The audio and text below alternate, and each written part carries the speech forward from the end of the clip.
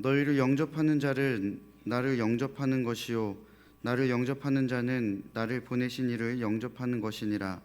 선지자의 이름으로 선지자를 영접하는 자는 선지자의 상을 받을 것이요 의인의 이름으로 의인을 영접하는 자는 의인의 상을 받을 것이요 또 누구든지 제자의 이름으로 이 작은 자 중 하나에게 냉수 한 그릇이라도 주는 자는 내가 진실로 너희에게 이르노니 그 사람이 결단코 상을 잃지 아니하리라 하시니라. 아멘. 마태복음 10장은 예수님께서 12제자를 선교사로 파송하시는 그 모습을 우리에게 그대로 보여줍니다. 방금 제가 누구를 선교사로 파송한다고 말씀을 드렸죠? 12제자를 파송하시는 것이죠. 1절은 예수께서 그의 12제자를 부르사 더러운 귀신을 쫓아내며 모든 병과 모든 약한 것을 고치는 권능을 주셨다라고 그렇게 기록합니다. 예수님께서는 지금까지 본인이 행하셨던 그 권능을 12제자에게 위임하시는 것입니다. 여기서 12제자가 정확하게 언급되었다는 것은 교회적으로 굉장히 중요한 의미를 담고 있습니다. 12제자는 구약의 12지파를 상징하는 인물들이죠. 그리고 이 12제자는 신약 시대에서는 새로운 공동체를 의미하기도 합니다. 그러니까 굉장히 딱 중간에 있는 기준점이죠.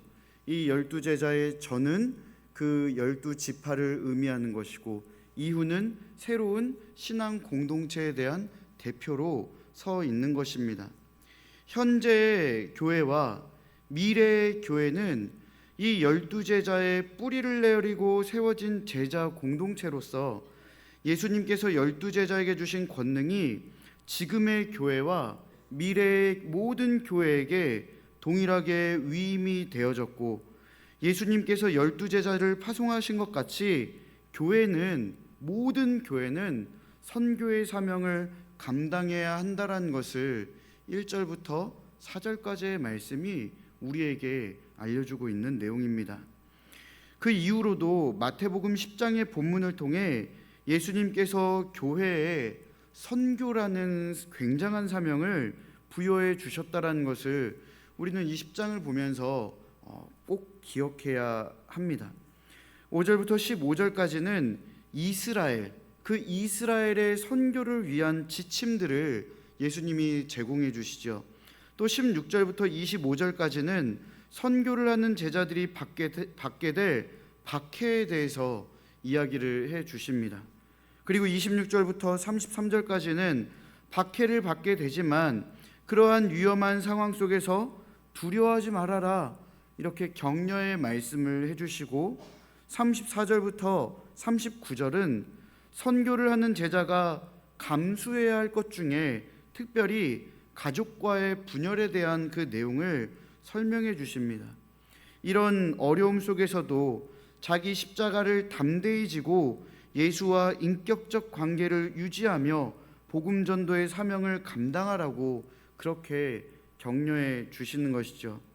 그러니까 예수님께서는 12제자를 파송한 것, 그리고 그 12제자가 이스라엘에서 선교를 할 때 어떻게 해야 되는 것, 또 선교라는 제자들이 어떠한 박해를 받게 되고 또 그 박해 속에서도 두려워하지 말아라 격려의 말씀을 해주시면서 또 한 번 심층적으로 이 선교하는 제자가 감수해야 하는 것을 더 자세하게 설명을 해주시죠. 그리고 오늘 본문인 40절부터 42절까지는 선교사를 섬긴 자들에게 상 주심을 약속하는 장면을 우리에게 보여줍니다. 선교사에게 이렇게 섬긴 자들에게 상을 주시는 그 약속. 선교사를 섬긴 자들에게 상을 주신다라는 것은 또 반대로 말한다면 선교하는 자들에게도 당연히 상을 주시는 것이죠. 선교하는 자들을 섬긴 것도 상을 주신다면 응당 선교하는 자들은 상을 받게 되는 것입니다.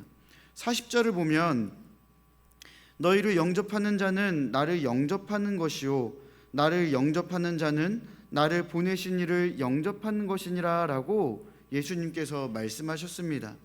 주님으로부터 보냄을 받은 제자들을 영접하는 것은 그들을 보내신 주님을 영접하는 것이다, 이렇게 분명하게 알려주시죠. 그러면서 이어지는 41절에서는 하나님께서 보내신 자들, 곧 선교사를 섬긴 사람들이 받게 될 상이 엄청나다라는 것과 이어서 결코 그 상을 잃어버리지 않는다라고 그렇게 말씀을 해주십니다. 41절 말씀입니다. 선지자의 이름으로 선지자를 영접하는 자는 선지자의 상을 받을 것이요, 의인의 이름으로 의인을 영접하는 자는 의인의 상을 받을 것이요. 여러분, 선지자가 어떠한 사람입니까? 하나님의 말씀을 대언하는 사람입니다. 그리고 하나님의 명령에 절대적으로 순종하는 자들이죠. 우리는 구약의 선지자들이 얼마나 대단한 사람들인지를 잘 알고 있습니다. 수많은 위협에 노출되었고 육체의 고달픔은 기본이며 정신적인 고통 또한 굉장했던 사람들입니다. 그럼에도 하나님께서 맡겨주신 사명을 묵묵하게 수행한 것을 우리는 구약의 선지자들을 통해서 보게 됩니다. 에스겔 선지자를 생각해 볼까요? 하나님께서 주신 사명이 왼쪽으로 390일간 누웠고 또 오른쪽으로 40일간 누워 있어라, 하나님이 이렇게 명령하십니다. 근데 어떡하죠? 순종하죠. 근데 에스겔 선지자가 몸으로 고통받은 게 이것뿐만이 아닙니다. 꼼짝 못하게 묶여있기도 하고요, 아주 쥐똥만큼 먹으면서 쫄쫄 굶기도 했습니다. 머리카락과 수염을 깎기도 하고요, 또 결국 소똥으로 빵을 구워 먹게 되었지만 하나님께서 처음엔 뭘로 빵을 구워 먹으라 하셨죠? 인분, 사람 똥으로 빵을 구워 먹으라고 명령을 하십니다. 호세아 선지자는 어떻습니까? 고멜이라는 아내로 얼마나 가슴이 썩어 문드러졌습니까? 요나는 물고기 뱃속에서 죽었다가 살아나왔습니다. 이외에도 얼마나 많은 선지자들이 육체적, 정신적 고통에 쌓였습니까? 하나님께 순종한 이 선지자들에게 주실 상급이 얼마나 클지 생각해 보십시오. 굉장하죠. 그런데 하나님께서 선지자를 영접하면 선지자가 받을 상을 받는다라고 얘기하십니다. 하나님이신 예수님이 그렇게 얘기하시죠. 굉장히 파격적입니다. 의인을 영접하면 의인의 상을 받는다라고 그렇게 이야기하십니다. 그리고 파송받은 선교사에게 냉수 한 그릇이라도 주는 사람에게 절대로 상을 잃어버리지 않도록 기억해 주시겠다라고 말씀해 주시는 것입니다. 여러분, 선교라는 것이 결코 가벼운 것이 아니라는 것을 예수님께서는 섬기는 자들에게 주신다라는 그 상급을 통해 우리는 다시 한번 확인할 수 있습니다. 선지자에게 행한 것, 선지자가 받을 상급을 받게 될 것이다. 의인에게 행한 것, 의인이 받게 될 상을 받을 것이다. 그들이 하나님을 믿으며 순종하며 경험했던 그 괴로움과 고통들, 그래서 받게 될 상급이 얼마나 큽니까?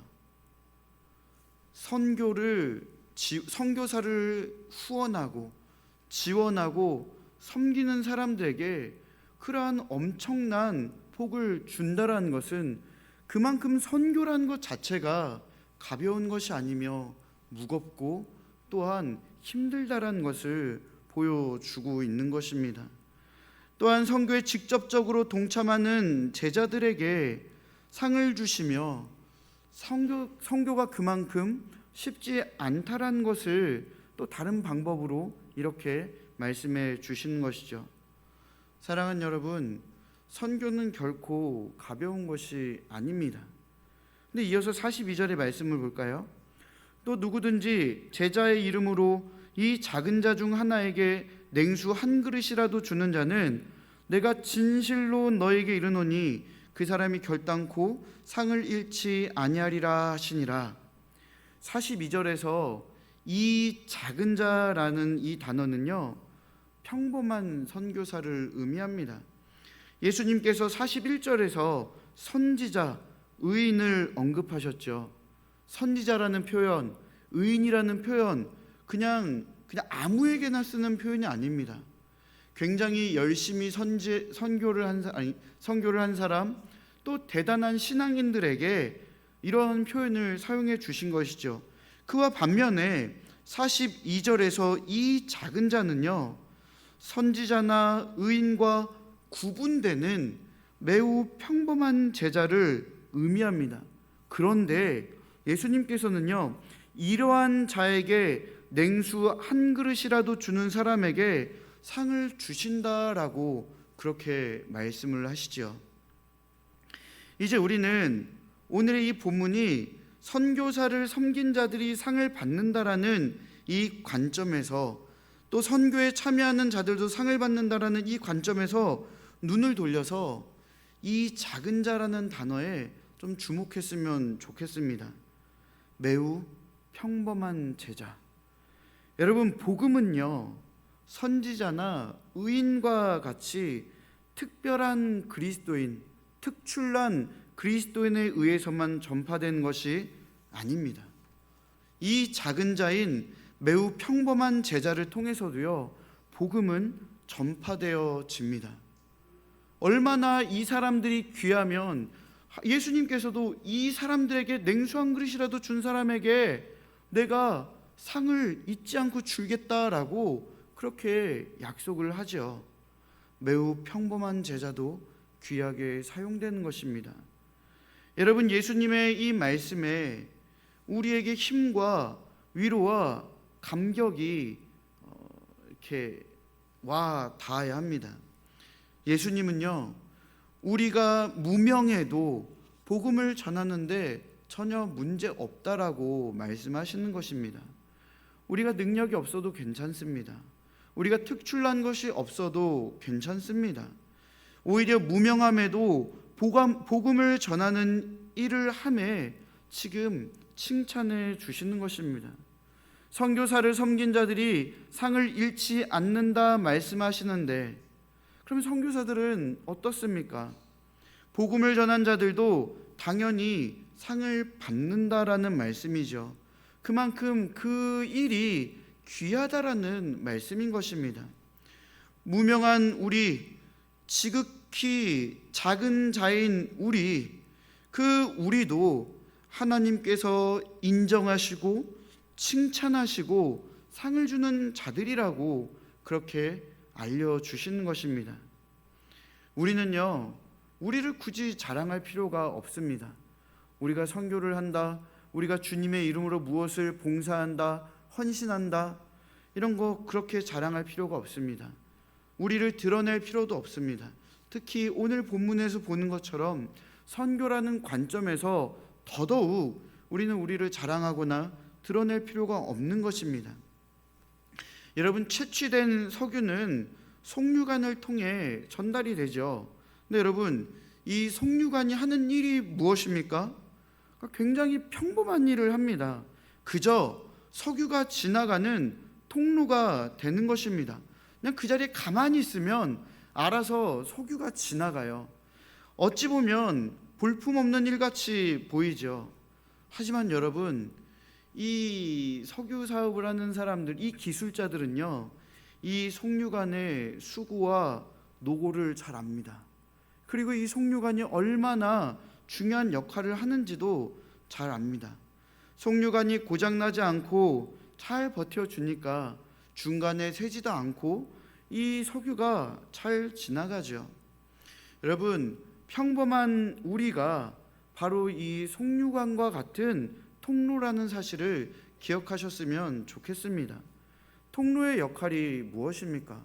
그냥 길을 지나가게 해주는 것입니다. 단지 그것뿐입니다. 이걸 지나가게 하면서 뭐 춤을 춥니까? 노래를 부릅니까? 그냥 가만히 지나가는 일, 자기의 역할만 묵묵하게 합니다.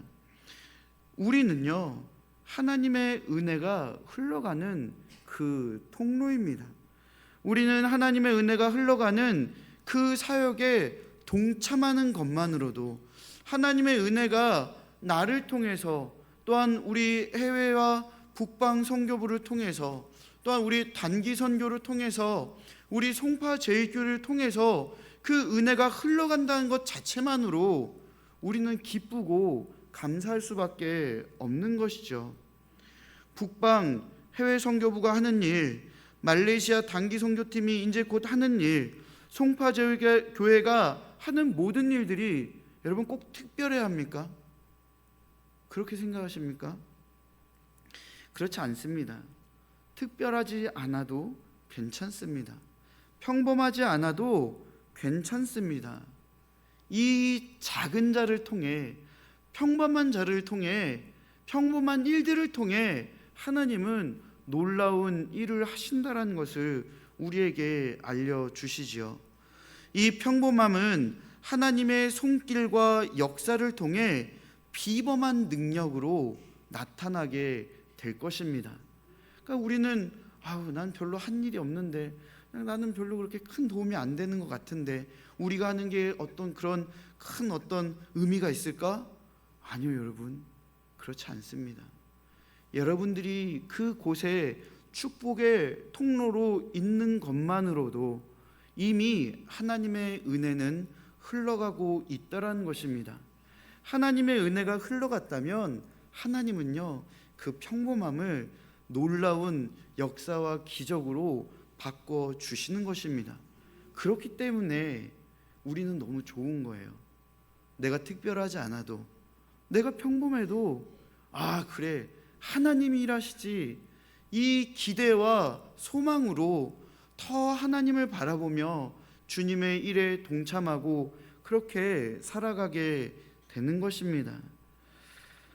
우리가 소위 선교지라고 부르는 곳에 사는 원주민들은요, 또 이제 요즘에 복음이 많이 전파되긴 했지만 어떤 사람은 본 적도 만난 적도 들은 적도 없는 하나님을 그들에게 우리는 전하게 됩니다.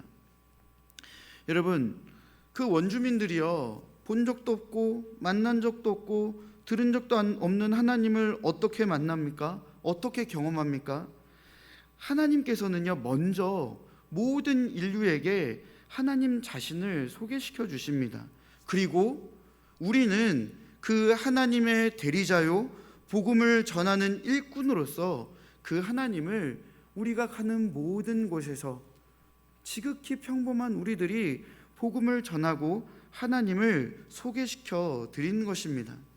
우리는 작은 자이지만 우리가 할 수 있는 최선을 다해 복음을 증거하고 하나님의 이름을 전파하는 것이죠. 그렇기 때문에 우리의 사역을 통해, 우리의 이 모여드린 헌금을 통해 우리는 선교지에 돈을 갖다 줬다, 헌금을 드렸다, 하나님을 전파했다, 복음을 전파했다, 이 모든 것들이요, 하나님의 은혜를 공급해주는 사역임을 기억해야 합니다. 물질도 중요하고요, 우리의 수고와 헌신도 중요하고요, 우리의 기도도 중요하고요, 그 북방과 해외 우리가 각각 선교지에 있는 그 교회들을 또한 우리가 하나하나 알아내고 그들에게 또한 우리의 도움을, 또한 어떠한 도움이 있으면 좋겠습니까? 물어보는 것 하나만으로도 우리에게는 굉장히 중요한 사역이 된다는 것입니다. 선교지에 보내는 물질과 사랑과 헌신을 통해 그들의 필요를 채우시고 그들을 도우시고 그들을 채워주시는 하나님의 이름을 결국 그들은 간접적으로 또한 직접적으로 경험하게 될 것입니다. 선교는 선교지에 본 적 없는 하나님, 경험하지 못한 하나님을 전하는 일에 동참하는 그러한 일이 되어지는 것입니다. 앞서 말씀드렸지만 우리는 선교하는 것으로 우리를 자랑할 필요가 없습니다. 우리는 칭찬을 기대할 필요도 없습니다. 우리가 주님의 일에 동참하는 것은 인정받고 칭찬받으려 하는 것이 아니기 때문이죠. 우리가 선교를 하는 이유는 예수 그리스도를 사랑하기 때문입니다. 주님을 사랑하니 선교하는 거죠. 주님을 사랑하니 복음을 전하는 것이죠. 주님을 사랑하니 나의 시간과 나의 물질과 나의 모든 것을 다 들여 하나님의 복음 전하는 일에, 하나님의 사랑을 전하는 일에 참여하게 되는 것입니다. 그래서 우리가 해야 할 일은 죄인을 향한 하나님의 사랑을 전하는 것, 이것이 굉장히 중요한 것입니다. 예수 그리스도의 희생을 전파하는 것이죠. 성령의 역사하심을 알려주시는 것입니다. 그렇게 우리는 삼위 하나님의 영광을 올려드리는 것이 지극히 작은 우리가 해야 할 사명임을 우리는 기억해야 하는 것입니다. 이게 진짜 특별한 일이죠. 특별하지 않은 것 같으나 정말 특별한 일은 복음을 전하는 것, 삼위 하나님의 그 사랑을 전파하는 것입니다. 그것이 물질이 되었든 헌신이 되었든 우리는 무명하고 평범해도 주님의 사역을 꿋꿋이 동참해야 합니다. 그리고 상은 하나님께서 수고하고 헌신한 자들에게 주실 것입니다. 사랑하는 북방 해외 선교부원 여러분, 또한 말레이시아 단기 선교팀 여러분, 송파제일교회 여러분, 우리는 축복의 통로라는 사실을 기억했으면 좋겠습니다. 우리는 지극히 작은 자라도 괜찮습니다. 특별하지 않아도 괜찮습니다. 평범해도 하나님의 능력이 흘러 비범함으로 큰 역사로 뒤바뀌어질 것이기 때문입니다. 우리는 모두 주님께 축복의 통로로 파송받은 사람들이죠. 파송받은 사람들은 사명을 위해 삽니다. 우리를 통해 복음이 흘러갈 것이며 삼위 하나님의 사랑이 흘러가게 될 것입니다. 그것이 바로 우리의 사명입니다. 선교제에 가서도 그 사명을 충실하게 하면 됩니다. 주님의 사랑을 품고 주님의 복음을 전하는 데 힘쓰고 그렇게 하나님의 사랑을 흘려보내는 것, 그것이 바로 여러분들이 해야 할 일입니다. 우리 교회도, 우리 북방과 해외 선교부도 마찬가지입니다. 우리가 해야 할 것은 하나님의 사랑을 어떠한 방법으로든 흘려보내는 것입니다. 우리 안에서만 품고 움켜쥐고 또한 우리의 어떤 가진 것으로 자랑하고 우리가 유익을 구하는 것이 아니라 다 흘려보내서 하나님의 사랑을 다 전하면서 우리는 그것으로 기뻐하고 만족하면 되는 것입니다. 보냄받은 자의 삶은 그들을 보내주신 주님께서 책임져 주실 것입니다. 또한 책임져 주시는 주님께서는요, 사명과 함께 우리 모두에게 권능도 주실 것입니다. 그러니 두려워하지 말고 믿음의 인내로 견디면서 보냄을 받은 자의 삶을 사는 우리 모두가 되기를 소망합니다. 마지막 날에 주님이 알아주시고 또한 그 주님께서 우리에게 상을 주실 것입니다. 여기 있는 여러분들은 이미 상 받는 자들입니다. 주님께서 나에게 상 주시는 것을 기억하며 우리가 지극히 작고 또 평범하다 할지라도 주님의 복음과 하나님의 그 사랑을 전하는데 힘써 살아가는 우리 모두가 되기를 간절히 바라고 소망합니다.